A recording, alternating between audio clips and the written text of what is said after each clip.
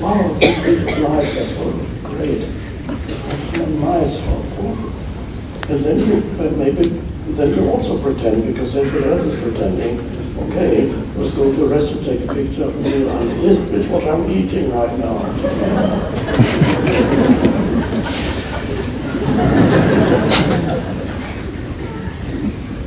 So, the misconception is the world is here to make me happy, but it's not doing it.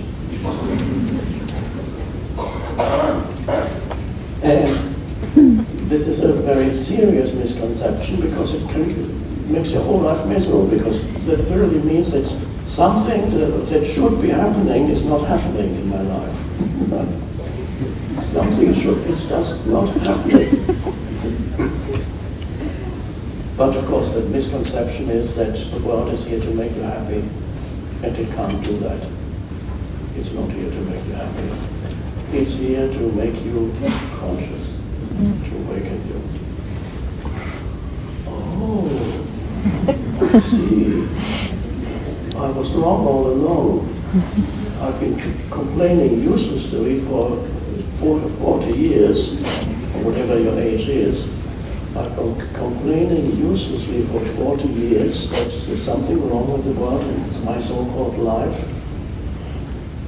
But there wasn't anything wrong at all, because the world is here to awaken me.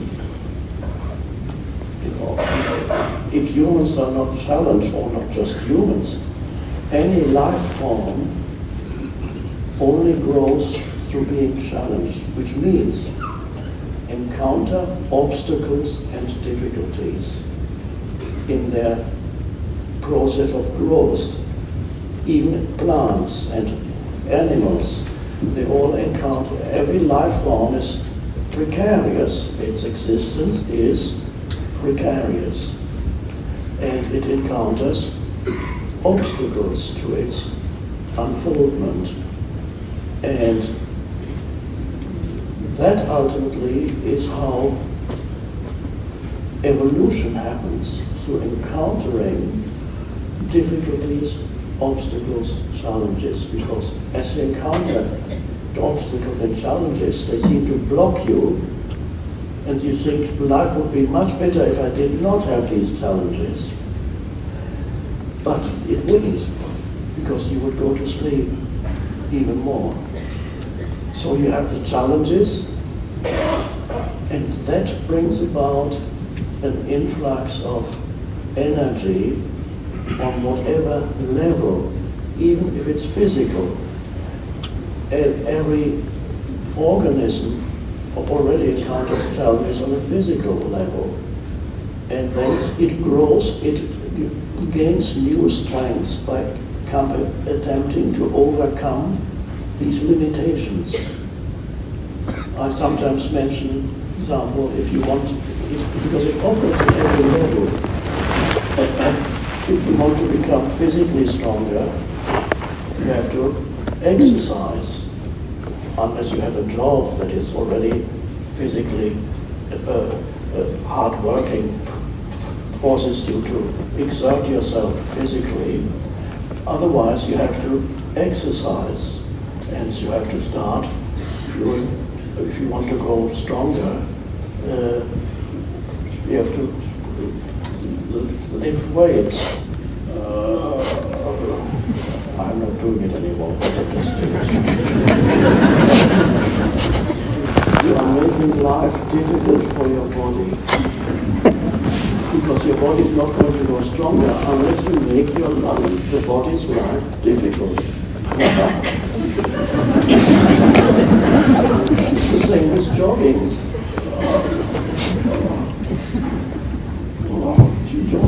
The body doesn't really want to do it, but says, no, you have to do it.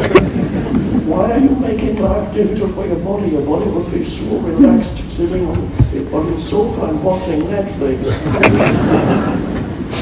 But not going stronger, it's actually getting weaker, because it's not being challenged. But challenge it, and then there is a demand for added energy. And this is just operates on the physical level. And this demand for added, there's a moment when there's a gap. You're exerting yourself, and the energy isn't there yet, so it's very hard. But at some point, the energy comes flooding in because there was a demand for it. And at that point, you may actually begin to enjoy the feeling. This added energy, and suddenly, strength is increasing. And this is just on the physical level. There's a demand, and it comes also on the psychological level, it can operate, and on a spiritual level, when you become very unhappy in your life, then there is the possibility that the unhappiness causes you to awaken, because at some point you realize, either because you had a spiritual teacher or teaching, or even in some people it happens spontaneously, the suffering, the psychological suffering that humans undergo can at some point bring about an awakening, and you just can't stand it anymore. And something snaps and suddenly it dissolves, and you're, suddenly an awakening has happened. But it would not have happened if you hadn't gone through those sometimes years of suffering. Quite often I have encountered people who tell me, I would never have come to you or just understood the books or been open to anything spiritual if I had not experienced, in some cases it's a serious case, illness or an accident, or some deep loss in their personal lives, and perhaps some of you that is also the case. There would not have been an opening if you had not gone through that suffering. And at some point, the suffering awakens you, and that is really the ultimate purpose of suffering, is to awaken. And then you realize that most suffering is actually unnecessary. It's actually created by the conditioned entity. I'm talking about real psychology. There's physical pain. Physical pain isn't suffering. Suffering is a psychological phenomenon. So this suffering can be transcended. If you awaken, you transcend that suffering. In other words, you transcend unhappiness. You are no longer unhappy. The mind loses its power to make you unhappy because most of your unhappiness is created by unconscious thought processes, not situations. Most of unhappiness is created not by situations, difficult situations that you encounter, but what your mind is telling you about the difficult situations. The situation itself is as it is. Then you impose an interpretation on it. The interpretation says this should not be happening. This is awful. Why always to me? Why did he do good? Etc., etc. Interpretations. What causes the unhappiness? It strengthens the fictitious self. Is the commentary, the interpretation, and that is an amazing realization that most of your unhappiness is created by your mind. And that's an amazing thing. And then, as you become more present, unhappiness disappears from your life. Now, am I saying that you'll then always be happy? No, it's not. Happiness is a little bit superficial, the way I use the term happiness, because it usually means, something's so great, it's wonderful. So it feels a bit superficial, although there are some spiritual teachers who use the term happiness and point to something deeper.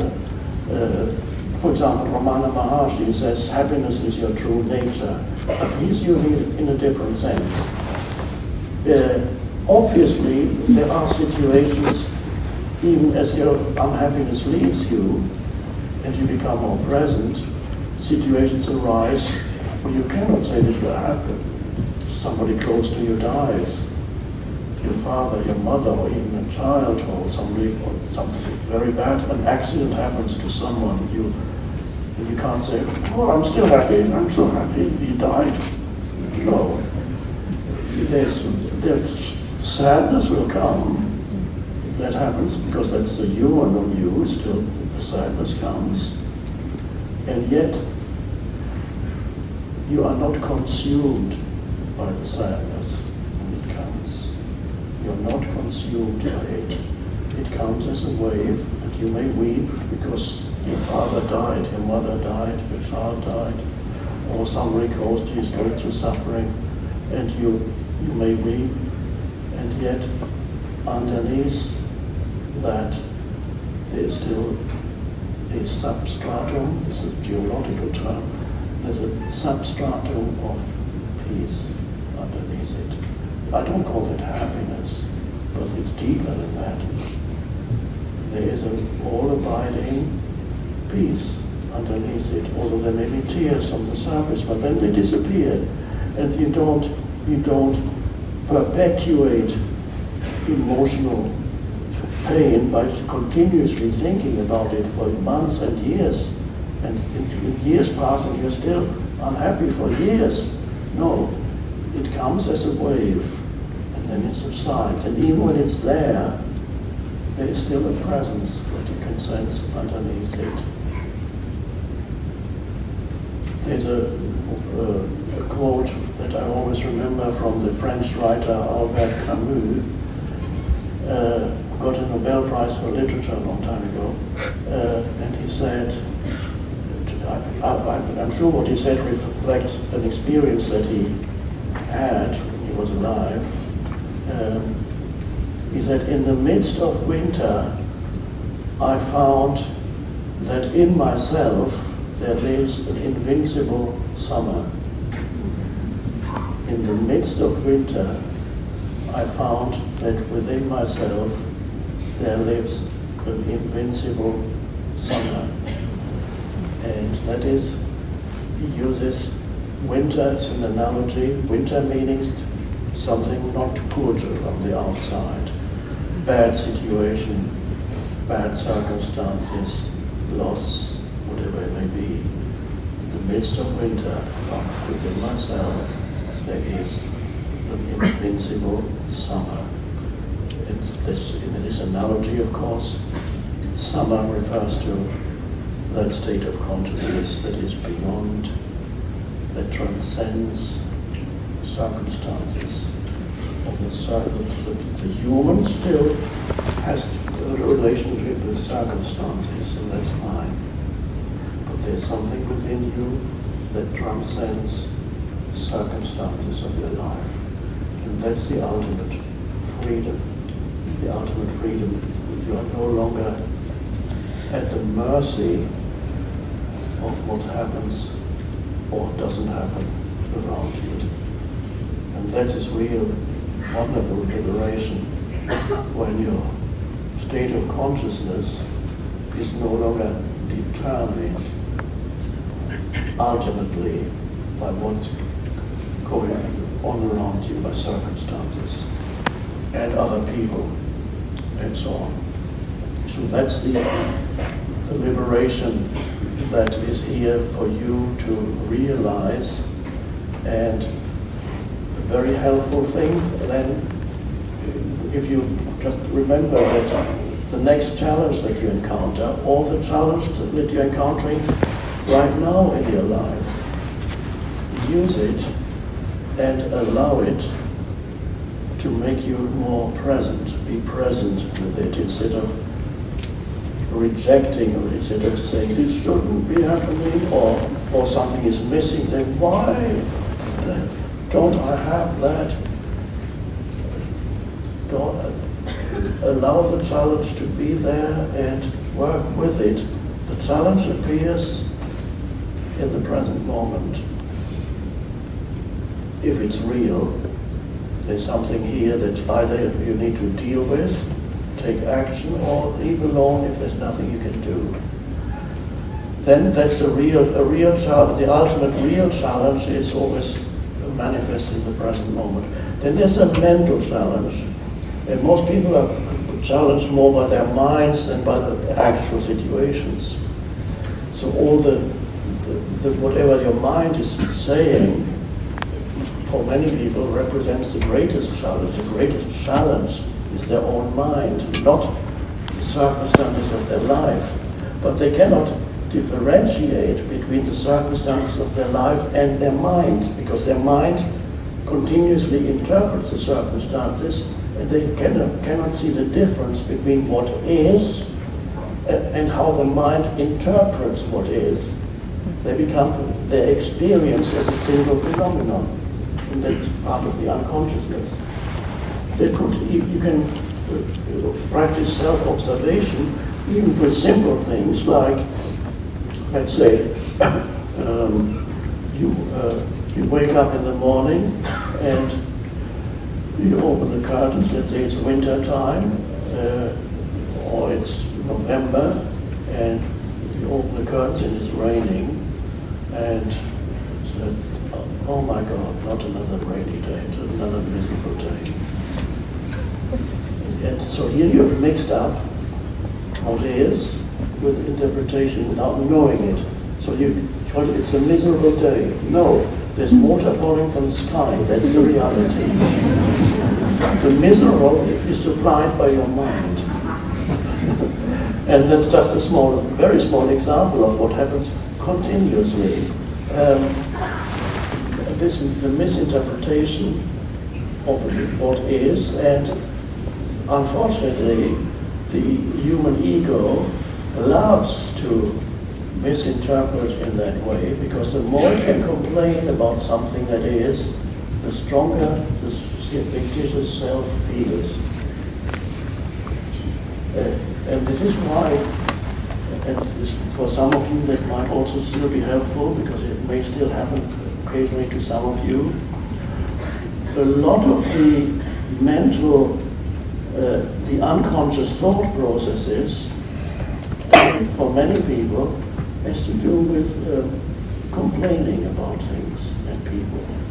They don't know it because it becomes second nature to them. A lot of what in their minds and what they think about and talk about to others is complaining either about other people or situations or what they call my life. Whatever it is, I'm not happy with it. And I'll tell you about it, why I'm not happy with it. You know what he did then, and what he failed to do then, what should have done but he didn't do it. And then he said this, when I said, and of course you're always right and the other's always wrong, that's good. So the complaining entity makes up a lot of the unconscious thinking for most humans. So be very much aware of the tendency to complain about people and situations or your life. And you can see there's the essence of unconsciousness, and that keeps the ego alive. And if you have that, you can make it a spiritual practice. If you still have it in you have to have honest self-observation. Self-observation is not easy. It's easier to observe the unconsciousness in others than it is to observe it in yourself. Much easier to see it in others. But so it requires a little more alertness to see it in yourself and say,